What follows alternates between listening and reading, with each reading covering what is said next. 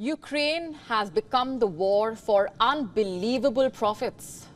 The rate at which Ukraine is burning weapons is unbelievable. You know what else is unbelievable? The fact that no one seems to really be complaining. Because then, who will complain is the question. The countries that are supplying these weapons, some of their economies heavily depend on the sales made by the defense industry. So then why will they complain? What about the defense industry? Their revenue, of course, depends on the demand, on the orders coming in. So why will they complain? Now, such is the demand, such are the profits, and the race to deliver, that the global defense industry is rushing to hire. A survey has found that companies in the arms industry are recruiting at the fastest rate since the end of the Cold War. As per a Financial Times survey, American and European defense and aerospace companies are looking to hire thousands of people this year. US contractors Lockheed Martin, Northrop Grumman, and General Dynamics alone have nearly 6,000 job openings. At least 10 companies are looking to increase their workforce by almost 10%. The biggest driver? Conflict. The Financial Times survey mentions Europe's missile champion, MBDA. The company is owned by BAE, Airbus and Leonardo.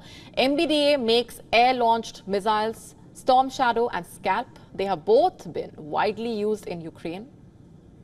Now, MBDA plans to hire 2,600 people this year, 2,600. That's 17% of its current workforce of 15,000. How much profit do you think this company is even making? And why just the defense companies after all? The dealers also have become richer in the last 2 years. In Ukraine, arms dealers are exploiting the war. They are driving the price of weapons sky high.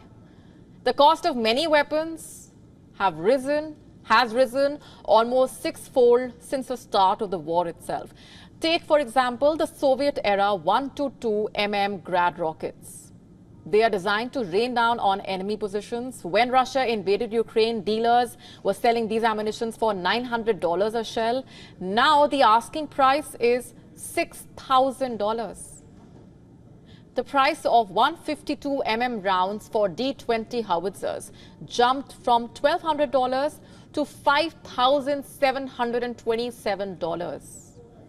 The asking price for 125 mm tank ammunition has gone up from $1,200 to $7,420. What changed since the beginning of the war? The demand for these weapons, also the appetite to profit from the war. You see, the scope for profit is limitless. Analysts believe that to turn the tide of the war, Ukraine will need to spend more than what China spends on defense. China's defense budget, by the way, is $200 billion. $200 billion.